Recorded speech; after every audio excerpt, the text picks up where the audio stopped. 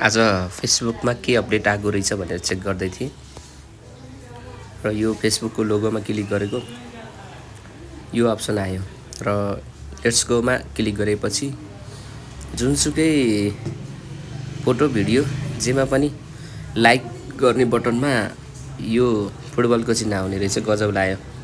तपाईहरुलाई पनि नयाँ टेस्ट गर्नु मन लागेको छ भने मैले जस्तै गर्नुहोस्।